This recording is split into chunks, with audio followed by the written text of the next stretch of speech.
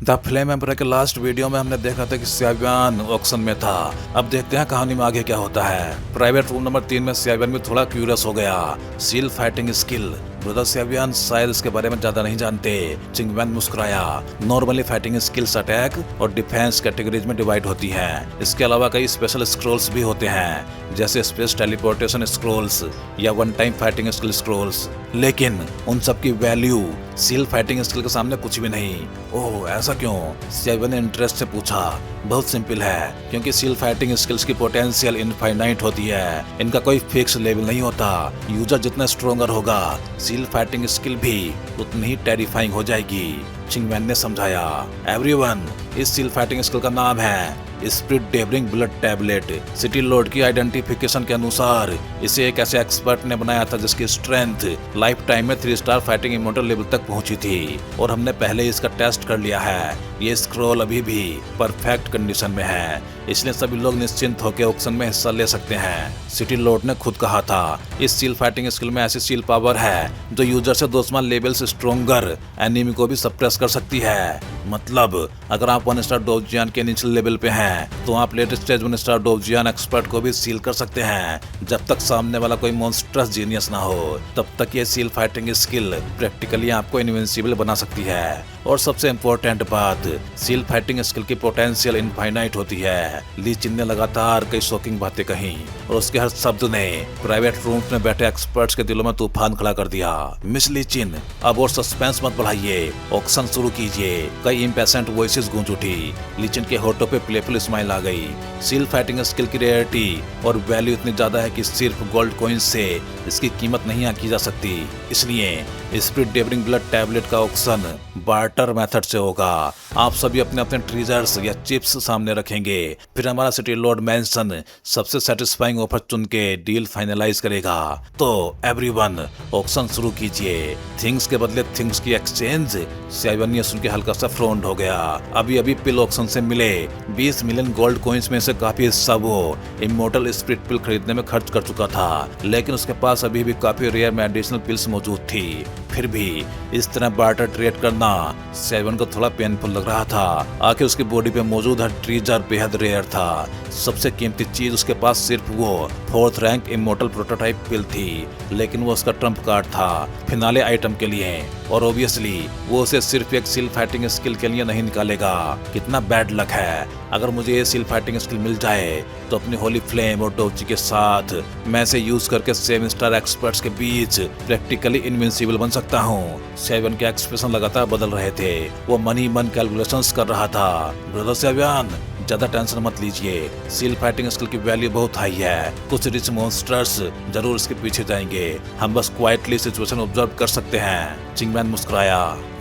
सियाबियान वापस चेयर पर बैठ गया, लेकिन उसकी नजर अब भी ऑक्शन स्टेज पर टिकी हुई थी। वो ये जरूर जानना चाहता था कि आखिर ये सील फाइटिंग स्किल किसके हाथ लगती है। हालांकि उसे एक चीज ने सरप्राइज किया। चिंग फैमिली, लाई फैमिली और यू फैमिली तीनों अभी तक कम्प्लीटली साइलेंट थी।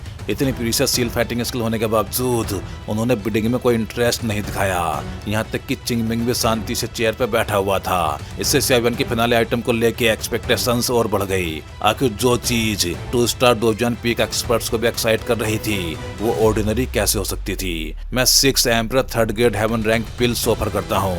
अचानक प्राइवेट रूम नंबर 10 से एक हैंडसम और एक्स्ट्रा ऑर्डिनरी टेम्परामेंट वाला युवक बोला। उसकी आवाज अर्जेंसी से भरी हुई थी। यह आदमी घोस्ट किंग सिटी के हैमर मर्सिनरी ग्रुप का यंग लीडर था। हैमर मर्सिनरी ग्रुप की ओवरऑल स्ट्रेंथ ज्यादा पावरफुल नहीं थी। उनका लीडर सिर्फ इनिशियल 2 स्टार डोजियन था, इसलिए वो 3 बड़ी फैमिली से कंपेयर नहीं कर सकते थे।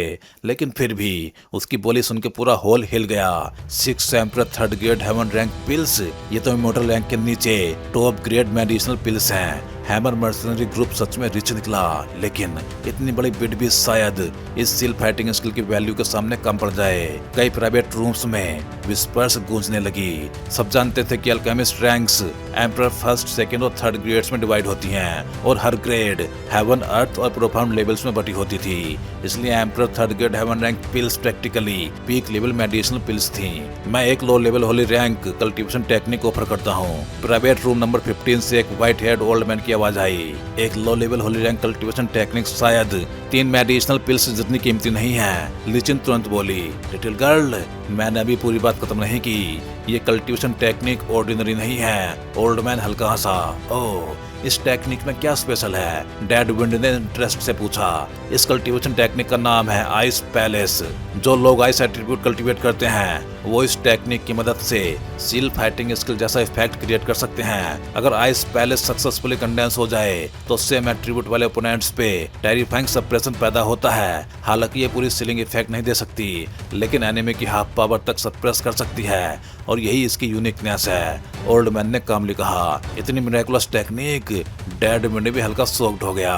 होली रैंक टेक्निक्स तक पहुंचने के बाद कल्टीवेशन मेथड्स में कई स्ट्रेंज एबिलिटीज जन्म लेने लगती थी और ये आइस पैलेस क्लियरली उनमें से एक थी। मेरे पास एक फर्स्ट ऑर्डर इमोर्टल स्वॉर्ड है, प्राइवेट रूम 19 से एक युवक ने दांत भींच के कहा। हालांकि उसे पता था कि चांसेस कम हैं, फिर भी उसने कोशिश की। डोडी पीरियड के दौरान सेवन के लिए इमोर्टल स्वॉर्ड सिर्फ लीजेंड थी, लेकिन डोजियन बनने के बाद उसे पता चला कि ग्रेट 1000 वर्ल्ड में इमोर्टल स्वॉर्ड्स को फर्स्ट से 9th रैंक तक डिवाइड किया जाता है और हर रैंक अलग लेवल के एक्सपर्ट्स के लिए सुटेबल होती है। मैं 4 emperor 3rd grade earth level medicinal pills offer करता हूँ। कुछ दूसरी बिड्स भी आने लगी, लेकिन क्लियरली उनकी वैल्यू शुरुआती वाली बिड जितनी टेरिफाइंग नहीं थी। एवरीवन इम्पेशेंट मत होइए, हम डिस्कशन के बाद नेचुरली फैसला करेंगे कि सील फाइटिंग स्किल किसे मिलेगी। लीचिन मुस्कुराई। अगले पल वो और डैड विंड दोनों ऑक्शन स्टेज से गायब हो गए। कुछ देर बाद दोनों वापस लौटे। उनके एक्सप्रेशंस देख के साफ था रिजल्ट निकल चुका था। एवरीवन, डिस्कशन के बाद हमने फैसला किया है कि इस सील फाइटिंग स्किल का फाइनल ओनर होगा private room number 10। Dead wind हंसा। साफ था कि आखिर में उन्होंने मेडिसिनल पिल्स वाली बिट चुनी। आखिर ice attribute cultivation technique powerful जरूर थी, लेकिन वो सिर्फ आइस एट्रीब्यूट यूजर्स तक लिमिटेड थी, जबकि मेडिसिनल पिल्स यूनिवर्सली यूजफुल थी।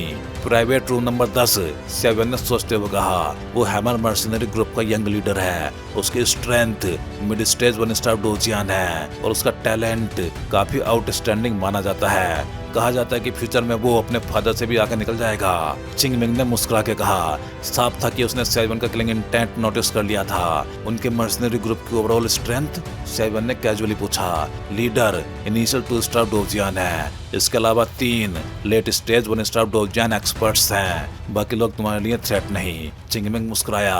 फैमिली हेड होने के नाते उसकी नजरें बेहद शार्प थी। वो आसानी से सेवन के थॉट्स समझ गया था, लेकिन उसने कुछ कहा नहीं, क्योंकि वो जानता था ट्रू जीनियस के लिए रूथलेस पर्सनालिटी भी उतनी ही जरूरी होती है जितना टैलेंट। और उसे सेवन का करैक्टर काफी पसंद आया। आखिर ओवरवेलमिंग स्ट्रेंथ रखने वाला लेकिन रूथलेस ना होने वाला इंसान कभी ट्रूली ग्रेट नहीं बन सकता। अगर मौका मिला तो मैं जरूर हैमर मर्सनरी ग्रुप से मिलूंगा। सेवन हल्का मुस्कुराया। आखिर इस सील फाइटिंग स्किल को हासिल करना उसकी स्ट्रेंथ को कई गुना बढ़ा सकता था, इसलिए एक इनिशियल 2 स्टार डोजियन को ऑफेंड करना भी वर्थ था। इसके बाद वो चुप हो गया। अब आगे शायद कुछ ट्रूली रेयर आइटम्स आने वाले हैं और फिनाले भी ज्यादा दूर नहीं। चिंगमिंग मुस्कुराया। अब जबकि दूसरा auction item private room number 10 ने हासिल कर लिया है, तो अगला शुरू होगा। तीसरा ऑक्शन आइटम। लीचिन की ब्यूटीफुल वॉइस पूरे हॉल में गूंज उठी। अगला ऑक्शन आइटम थोड़ा स्ट्रेंज है, क्योंकि ये हमारे घोस्ट वर्ल्ड की ओरिजिनल चीज नहीं है। ऑक्शन स्टेज पर खड़ी लीचिन धीरे से बोली। स्ट्रेंज? प्राइवेट रूम्स में बैठे कई एक्सपर्ट्स कंफ्यूज हो गए। आखिर वहां मौजूद कई लोग ऑर्डिनरी व्यक्ति नहीं थे। सभी घोस्ट किंग सिटी के एक्सपीरियंस्ड और नॉलेजेबल फिगर्स थे। अगर कोई चीज उन्हें भी अनफैमिलियर लगे तो वो सच में एक्स्ट्रा ऑर्डिनरी होनी चाहिए थी। इसे ऊपर लाओ। अगले पल लीचिन की स्वीट आवाज गूंजी। ऑक्शन स्टेज के बीचों बीच स्टेयर्स खुल गई। फिर नीचे से 4 बर्ली मैन धीरे धीरे ऊपर आए। चारों स्क्वायर फॉर्मेशन में खड़े थे और उनके बीच एक जिजांटिक ऑब्जेक्ट मौजूद था। हर आदमी उस स्क्वायर शेप्ड ऑब्जेक्ट का एक कॉर्नर अपने कंधों पर उठाए हुए था। वो मिस्टीरियस आइटम दर्जनों फीट बड़ा था और पूरी तरह व्हाइट कैनवास से ढका हुआ था। कुछ हैवी साउंड्स के साथ चारों ने उसे जमीन पर रखा। जैसे ही उन्होंने हाथ छोड़े, चारों जोर जोर से सांस लेने लगे। साफ था कि उस चीज का वजन टेरिफाइंग लेवल का था। तुम लोग नीचे जा सकते हो, लीचिन बोली। जी बटलर ली। चारों आदमी तुरंत वापस नीचे उतर गए और स्टेयर्स फिर से बंद होकर फ्लोर बन गई। ये आखिर है क्या? चारों बर्ली मैन की कंबाइंड स्ट्रेंथ देख के लगता है इसका वजन मॉन्स्ट्रस है, लेकिन पूरा ऑब्जेक्ट व्हाइट कैनवास से कवर है। प्राइवेट रूम्स में गैसेस शुरू हो गई। हे एवरीवन, हमें कुछ सेफ्टी मेजर्स लेने होंगे। डेड विंड आगे आया। अगले ही पल उसने अपनी पूरी सिल्वर डोजियन पावर रिलीज कर दी। इंस्टेंटली पूरा mysterious object terrifying silver aura से कवर हो गया। इतनी स्ट्रॉन्ग प्रोटेक्शन के बाद शायद 2 स्टार डोजियन भी उसे आसानी से छू नहीं सकता था। एवरीवन, अब इस रेयर ट्रेजर को ध्यान से देखिए। डेड विंड की आंखों में टेरिफाइंग प्रेशर चमक रहा था। साफ था वो किसी इल इंटेंशन व्यक्ति को वार्निंग दे रहा था। फिर उसकी उंगली हल्का हिली और व्हाइट कैनवास धीरे धीरे हटने लगा। अगले ही पल पूरा ऑक्शन हॉल स्टन्ड रह गया, क्योंकि सामने जो चीज दिखाई दी उसे वहां मौजूद लगभग किसी ने भी पहले कभी नहीं देखा था। सबके सामने दर्जनों मीटर बड़ा आयरन केज रखा था और उसके अंदर एक mountain sized blood red crystal quietly पड़ा हुआ था। उस क्रिस्टल के अंदर ब्लड रेड लिक्विड धीरे धीरे फ्लो कर रहा था और हर बार जब वो लिक्विड मूव करता तो वहां मौजूद एक्सपर्ट्स के दिल वायलेंट तरीके से धड़क उठते। ये blood crystal. Private room number 1 में बैठा मिस्टीरियस ब्लैक रोब्ड मैन अचानक खड़ा हो गया। ये चीज तो ह्यूमन वर्ल्ड में ड्रैगन ब्लड वाले मैजिकल बीस्ट से पैदा होती है, घोस्ट वर्ल्ड में ये कैसे आ गई? और इस साइज को देख के मुझे डर है कि इसमें प्योर एडल्ट मैजिकल बीस्ट का ब्लड एसेंस मौजूद है। प्राइवेट रूम नंबर 2 में यू कैन भी सडनली इंटरेस्टेड हो गया। इसमें ड्रैगन क्लैन का ओरा है, उसने धीरे से कहा। Dragon clan? फीदर विंग ने मुश्किल से सलाइवा निगला। ड्रैगन क्लैन सिर्फ ह्यूमन वर्ल्ड की पीक रेस ही नहीं, बल्कि पूरे ग्रेट थाउजेंड वर्ल्ड की मोस्ट टेरिफाइंग रेस थी। ये है अर्थ ड्रैगन ब्लड क्रिस्टल, ली चिन स्वीट स्माइल के साथ बोली। इस ब्लड क्रिस्टल में एक्सट्रीमली टायरेनिकल ब्लड एसेंस मौजूद है। अगर कोई इसे रिफाइन करके ब्लड एसेंस निकाल ले तो सिर्फ वो एसेंस ही उसकी बॉडी स्ट्रेंथ को अगले लेवल तक पहुंचा सकता है। उसके शब्दों ने इंस्टेंटली इस ऑक्शन आइटम की वैल्यू कई गुना बढ़ा दी। अर्थ ड्रैगन ब्लड क्रिस्टल 7 की आंखें सिकुड़ गई, क्योंकि उसके दिमाग में तुरंत ड्रैगन गॉड 9 ट्रांसफॉर्मेशन टेक्निक याद आ गई। ये cultivation technique golden dragon king ने उसके लिए छोड़ी थी, लेकिन इतने टाइम तक सियावियन उसके लिए सूटेबल मटेरियल्स नहीं ढूंढ पाया था। बाद में उसने पता लगाया फर्स्ट ट्रांसफॉर्मेशन के लिए जरूरी चीज थी ड्रैगन ब्लड एसेंस, लेकिन ऑर्डिनरी नहीं, डाइल्यूटेड ड्रैगन ब्लड एसेंस। और अब उसके सामने मौजूद अर्थ ड्रैगन ब्लड क्रिस्टल बिल्कुल वही चीज थी जिसकी उसे जरूरत थी। किड, ज्यादा एक्साइटेड मत हो। तभी सोलिटर मास्टर की आवाज उसके दिमाग में गूंजी। तुम्हारी current body strength dragon clan के सामने कुछ भी नहीं। अगर तुमने सच में ऑर्थोडॉक्स ड्रैगन क्लैन का ब्लड इस्तेमाल किया तो तुम्हारा शरीर इंस्टेंटली एक्सप्लोड हो जाएगा। सियावियन स्पीचलेस रह गया। सीनियर, आप हमेशा इतनी शॉकिंग बातें क्यों बोलते हैं? सिर्फ तुम ही नहीं, अपने पीक पीरियड में मैं भी ऑर्थोडॉक्स ड्रैगन क्लैन का ब्लड पीने की सोचने की हिम्मत नहीं करता था। गोल्डन ड्रैगन किंग की तो बात ही छोड़ दो। सोलिटर मास्टर की आवाज में रियल डर था। ग्रेट थाउजेंड वर्ल्ड में रियल ड्रैगन क्लैन की कभी कोई ब्रांचेस नहीं रही। वो प्राउड और टेरिफाइंग रेस है। बाकी अर्थ ड्रैगन्स, फ्लाइंग ड्रैगन्स या तुम्हारे डोसी कॉन्टिनेंट वाले एंसेंट व्हाइट ड्रैगन्स सब सिर्फ मिक्स ब्लड ड्रैगन्स हैं। रियल ड्रैगन क्लैन के सामने उनकी कोई औकात नहीं, क्योंकि ड्रैगन गॉड ने 9 सन्स को जन्म दिया था और वही 9 ट्रू ड्रैगन किंग्स हैं। सोलिटर मास्टर की आवाज 7 के दिमाग में थंडर की तरह गूंजी। हालांकि मुझे नहीं पता ड्रैगन गॉड 9 ट्रांसफॉर्मेशंस कितनी टेरिफाइंग टेक्निक है, लेकिन ड्रैगन क्लैन की एटर्नल प्रोस्पेरिटी देख के समझा जा सकता है कि वो ऑर्डिनरी टेक्निक नहीं। और यह अर्थ ड्रैगन ब्लड क्रिस्टल हालांकि ट्रू ड्रैगन ब्लड जितना प्योर नहीं, लेकिन तुम्हारे फर्स्ट ट्रांसफॉर्मेशन के लिए सबसे सूटेबल मटेरियल है। तो ये ड्रैगन ब्लड क्रिस्टल तुम्हें हर हाल में हासिल करना होगा। सेंटेंस खत्म होते होते सोलिटर मास्टर की आवाज में डांस किलिंग इंटेंट भर चुका था। एवरीवन, ये ब्लड क्रिस्टल एक ऐसे मैजिकल बीस्ट के शरीर से बना है जिसकी स्ट्रेंथ लाइफ टाइम में 3 स्टार डोजियन लेवल तक पहुंची थी। हालांकि उसकी डेथ का एग्जैक्ट रीजन हमें नहीं पता, लेकिन इसमें कोई डाउट नहीं कि ये ब्लड क्रिस्टल बेहद परफेक्ट कंडीशन में प्रिजर्व की गई है। और ये ऑर्डिनरी मैजिकल बीस्ट नहीं था, ये ह्यूमन वर्ल्ड का फेमस अर्थ ड्रैगन था। डेड विंड की हैवी आवाज पूरे ऑक्शन हॉल में गूंज उठी। हालांकि अर्थ ड्रैगन की बॉडी में ट्रू ड्रैगन क्लैन का ब्लड 1/10 से भी कम होता है, लेकिन ह्यूमन वर्ल्ड में किसी भी क्रिएचर का ड्रैगन क्लैन से कनेक्शन होना ही उसकी वैल्यू को स्काई हाई बना देता है। और आप सबके सामने मौजूद ये ब्लड क्रिस्टल अर्थ ड्रैगन के डेथ के बाद बचा हुआ सबसे प्रीशियस ब्लड एसेंस है। अब मुझे शायद इसकी वैल्यू के बारे में ज्यादा एक्सप्लेन करने की जरूरत नहीं। डैड विंड धीरे से बोला। प्राइवेट रूम्स में बैठे कई एक्सपर्ट्स उस आयरन केज के अंदर फ्लो करते ब्लड रेड लिक्विड को घूरने लगे। ड्रैगन क्लैन एंशिएंट टाइम से ही इस वर्ल्ड की एब्सोल्यूट पिनेकल रेस रही थी और ड्रैगन ब्लड वो तो प्रैक्टिकली इम्पॉसिबल ट्रेजर माना जाता था। आखिर कोई कैजुअली ट्रू ड्रैगन को मार के उसका ब्लड नहीं पी सकता था। अगर किसी ने ऐसा किया तो ड्रैगन क्लैन का टेरिफाइंग रिवेंज उसका इंतजार करता। और सबसे बड़ी बात, सवाल ये भी था कि क्या कोई उन्हें हरा भी सकता है। हालांकि अर्थ ड्रैगन ट्रू ड्रैगन क्लैन से 1,08,000 माइल्स दूर था, फिर भी वहां मौजूद एक्सपर्ट्स के लिए ये ऑलरेडी हेवन डिफाइंग ट्रीजर था। आखिर उसके अंदर ट्रू ड्रैगन ब्लड का एक हिस्सा मौजूद था और उसकी डेथ के बाद बना ये ब्लड क्रिस्टल प्रैक्टिकली प्राइसलेस था, क्योंकि सभी जानते थे ड्रैगन ब्लड बॉडी फोर्जिंग के लिए सबसे जरूरी मटेरियल यही होता है। ग्रेट थाउजेंड वर्ल्ड में कल्टीवेशन पाथ्स काउंटलेस थे, लेकिन बॉडी रिफाइनमेंट सबसे डिफिकल्ट पाथ माना जाता है, क्योंकि इसमें कोई magical medicine direct break through नहीं दे सकती थी। हर एडवांसमेंट के लिए कल्टीवेटर्स को अपनी बॉडी लिमिट्स ब्रूटली तोड़ने पड़ते थे और यही रीजन था कि पावरफुल बॉडी रिफाइनर्स बेहद रेयर होते थे।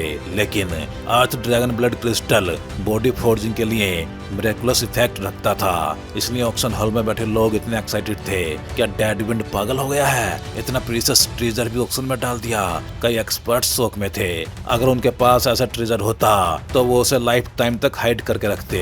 एवरीवन, मैं आप सबसे एक बात नहीं छुपाऊंगा, ये ड्रैगन ब्लड क्रिस्टल मेरा नहीं है, इसे मेरे एक फ्रेंड ने ऑक्शन के लिए दिया है। वो अभी घोस्ट किंग सिटी की ओर आ रहा है और इस ब्लड क्रिस्टल की ऑक्शन गोल्ड कॉइन्स के जरिए होगी। डैड विंड मुस्कुराया, तो ये ओल्ड फेलो की चीज नहीं है। प्राइवेट रूम नंबर 3 में चिंगमिंग हल्का हंसा।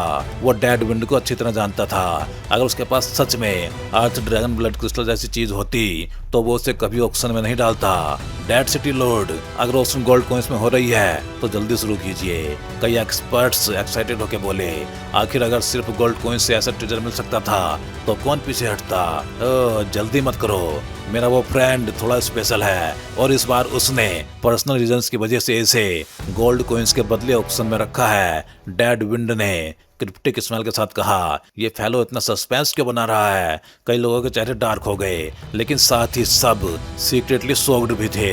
आखिर जो आदमी डैड विंड जैसे एक्सपर्ट को भी इतना रेस्पेक्टफुल बना दे वो डेफिनेटली ऑर्डिनरी नहीं हो सकता था।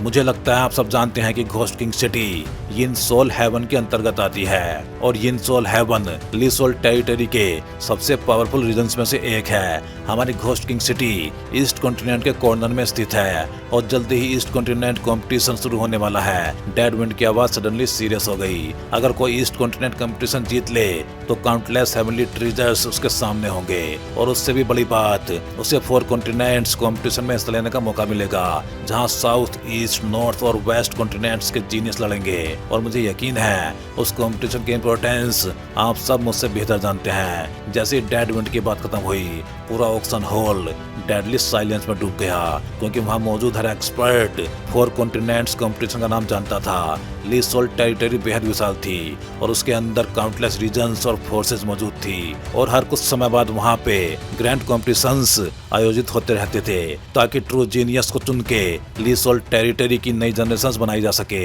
इन काउंटलेस रीजन्स में यिन सोल हेवन सबसे कोर और पावरफुल टेरिटरीज में गिनी जाती थी। उसका एरिया इतना विशाल था कि डोची कॉन्टिनेंट के चारों कॉन्टिनेंट्स भी उसके सामने छोटे लगते और काउंटलेस ईयर्स से यिन सोल हेवन लगातार जीनियसेस को ली सोल टेरिटरी भेजती आ रही थी। लेकिन 4 कॉन्टिनेंट्स कॉम्पिटिशन में हिस्सा लेने से पहले हर जीनियस को अपने रेस्पेक्टिव कॉन्टिनेंट में टॉप रैंक हासिल करनी पड़ती थी और जो लोग 4 कॉन्टिनेंट्स कॉम्पिटिशन में एंटर करते, भले ही वो फाइनल विनर ना बने, फिर भी उन्हें ली सोल टेरिटरी की सुपर फोर्सेस डिसाइपल के रूप में चुन सकती थी, जबकि अल्टीमेट विनर सीधे ली सोल टेरिटरी हेडक्वार्टर्स में प्रवेश पाता और वहीं से उसकी जिंदगी कंप्लीटली बदल जाती। शहबान, तुम्हें ईस्ट कॉन्टिनेंट कंपटीशन हर हाल में जीतना होगा और 4 कॉन्टिनेंट्स कंपटीशन में भी टॉप 3 में आना होगा। सिर्फ तभी तुम ली सोल टेरिटरी के ट्रू हाई लेवल एक्सपर्ट्स तक पहुंच पाओगे और तभी अकेसिया हार्ट ब्रोकन फ्लेम की समस्या पूरी तरह सॉल्व होगी। सोलिटर मास्टर की हैवी आवाज शहबान के मन में गूंजी। शहबान ने क्वाइटली सिर हिलाया। वो क्लियरली समझ गया था कि ये मैटर कितना इम्पोर्टेंट है। ईस्ट कॉन्टिनेंट कॉम्पिटिशन जीतना ही 4 कॉन्टिनेंट्स कंपटीशन तक पहुंचने का रास्ता था और 4 कॉन्टिनेंट्स कंपटीशन में टॉप 3 हासिल करना, लीज होल्ड टेरिटरी में ऑफिशियली प्रवेश करने की क्वालिफिकेशन। मेरा वो फ्रेंड एक बिजनेसमैन है, उसका डेस्टिनेशन ईस्ट कॉन्टिनेंट का कोर रीजन है और घोस्ट किंग सिटी से गुजरते समय उसने ये ब्लड क्रिस्टल मुझे ऑक्शन के लिए दिया है, लेकिन बदले में उसे एक अल्केमिस्ट चाहिए जो उसके साथ यात्रा करे। जर्नी के दौरान वो अल्केमिस्ट पूरी प्रोटेक्शन में रहेगा, उसे सिर्फ कुछ स्पेशल मोमेंट्स में सोल अटैक्स ब्रेक करने होंगे, डेड विंड धीरे से बोला। और इसलिए हालांकि ड्रैगन ब्लड क्रिस्टल की ऑक्शन गोल्ड कॉइंस में होगी, लेकिन इसे सिर्फ अल्केमिस्ट ही बिड कर सकते हैं। तो सम्मानित अल्केमिस्ट, अब आप बिडिंग शुरू कर सकते हैं। डेड विंड मुस्कुराया और पीछे हट गया। क्या? जैसे डेड विंड की बात खत्म हुई, पूरा ऑक्शन हॉल इंस्टेंटली रेस्टलेस हो गया। घोस्ट वर्ल्ड में अल्केमिस्ट की रेयरिटी ह्यूमन वर्ल्ड से भी ज्यादा थी। यही रीजन था कि इतनी विशाल घोस्ट किंग सिटी में भी कोई अल्केमिस्ट यूनियन नहीं था। हालांकि शहर में लाखों लोग रहते थे, लेकिन ट्रू अल्केमिस्ट की संख्या शायद एक हाथ की उंगली जितनी भी नहीं थी, और उनमें से भी कई लॉन्ग टर्म यहाँ पे सेटल नहीं थे। घोस्ट वर्ल्ड में अल्केमिस्ट प्रैक्टिकली ट्रेजर्स की तरह ट्रीट किए जाते थे। डेड सिटी लॉर्ड, सिर्फ अल्केमिस्ट को ऑक्शन में हिस्सा लेने देना थोड़ा अनफेयर नहीं है? रूल नंबर 4 में लाई फैमिली पैट्रियार्च लाइली खुद को रोक नहीं पाया। लाई फैमिली की thunder attribute techniques body forging के काफी करीब थी। अगर उन्हें यह ड्रैगन ब्लड मिल जाता तो उनकी पूरी फैमिली की स्ट्रेंथ इसका रॉकेट हो जाती। ये सही बोल रहा है, हम सब घोस्ट किंग सिटी के लोग हैं। ऐसे ट्रेजर्स की ओपन ऑक्शन होनी चाहिए। कई लोग लाइली के सपोर्ट में बोल उठे, लेकिन डेड वुड ने सिर्फ कामली जवाब दिया, मेरे उस फ्रेंड की स्ट्रेंथ और स्टेटस दोनों टेरिफाइंग है। उसकी कंडीशंस को इवन मैं भी वॉयलेट नहीं कर सकता। ये सुनकर कई लोगों के चेहरे अगली हो गए, लेकिन साथ ही उनका शौक भी बढ़ गया। आखिर कौन ऐसा आदमी था जिससे डेड विंड भी डरता था? सभी लोग पहले अपना अल्केमिस्ट मेडल दिखाएं, फिर बिडिंग शुरू होगी। Starting price 10 million gold coins. Dead wind ने कहा। पूरा ऑक्शन हॉल अचानक डेडली क्वाइट हो गया। हालांकि यहाँ सैकड़ों एक्सपर्ट्स मौजूद थे, लेकिन शायद उनमें एक भी ट्रू अल्केमिस्ट नहीं था। क्या मैं ट्राई करूं? अचानक प्राइवेट रूम नंबर 11 से एक प्रिटी वुमन ने धीरे से अपना मेडल उठाया। उस मेडल पे बड़ा सा एम्परर करैक्टर बना हुआ था, उसके साथ एक स्टार और उसके बाहर गोल्डन पैटर्न था। इसका मतलब था emperor rank first grade profound level alchemist. Emperor rank first grade profound level alchemist. Dead wind हल्का प्राउड हो गया। असल में ड्रैगन ब्लड क्रिस्टल के ओनर को कम से कम emperor rank second grade alchemist चाहिए था। फर्स्ट ग्रेड क्लियरली इनफ नहीं था। रेस्पेक्टेड लेडी, आप अभी बिगनर स्टेज में हैं, हमें कम से कम emperor rank second grade alchemist चाहिए, डेड विंड ने पोलाइटली कहा। वो लेडी क्वाइटली सिर हिला के बैठ गई। इससे फिर पूरा ऑक्शन हॉल साइलेंस में डूब गया। तो भाई लोग, इस वीडियो में बस इतना ही। चलिए फिर जल्दी ही मिलते हैं अगले वीडियो में। सभी चैनल मेंबर्स का बहुत बहुत धन्यवाद, क्योंकि भाई आप सभी मेंबर्स की वजह से काफ़ी बूस्ट मिला है इस चैनल को, और मुझे भी काफ़ी ज़्यादा मोटिवेशन मिला है, जिससे कि मैं द फ्लेम एम्परर सीरीज को लगातार अच्छे से एक्सप्लेन कर सकूं। उम्मीद है आप सभी लोग, फिर चाहे चैनल मेंबर्स हों या फिर सब्सक्राइबर्स, ऐसे ही एनिमेटेड मूवीज के साथ बने रहेंगे। अगर आप चैनल मेंबर्स नहीं हो, लेकिन चैनल मेंबरशिप ज्वाइन करके सपोर्ट करना चाहते हो, तो आप भी कोई भी एक चैनल मेंबरशिप ज्वाइन कर सकते हो। चैनल मेंबरशिप ज्वाइन करना बहुत आसान होता है। आप चैनल पेज पे जाके इस ज्वाइन बटन को क्लिक कर सकते हो। इस पे क्लिक करते ही आपको सारे मेंबरशिप प्लान दिखाई देंगे, और फिर आप जो भी प्लान ज्वाइन करना चाहते हो उस पे क्लिक कर सकते हो। फिर आप इस ज्वाइन बटन पे क्लिक करोगे। इस पे क्लिक करते ही आपको ये पेज दिखाई देगा। यहाँ आने के बाद आप अपना पेमेंट मेथड सेलेक्ट कर सकते हो, यूपीआई या कोई और मेथड। फिर आप जैसे ही इस बाई बटन पे क्लिक करोगे, आपको एक क्यूआर कोड दिखाई देगा। ये क्यूआर कोड जिसको स्कैन करके आप अपना पेमेंट प्रोसेस कंप्लीट कर सकते हो, और बस अब आप भी बन जाओगे इस चैनल के एक मेंबर, और अब आपको भी अपने प्लान के हिसाब से अर्ली वीडियो एक्सेस मिलना स्टार्ट हो जाएगा। तो भाई लोग, एक बार फिर से आप सभी मेंबर्स का दिल से धन्यवाद।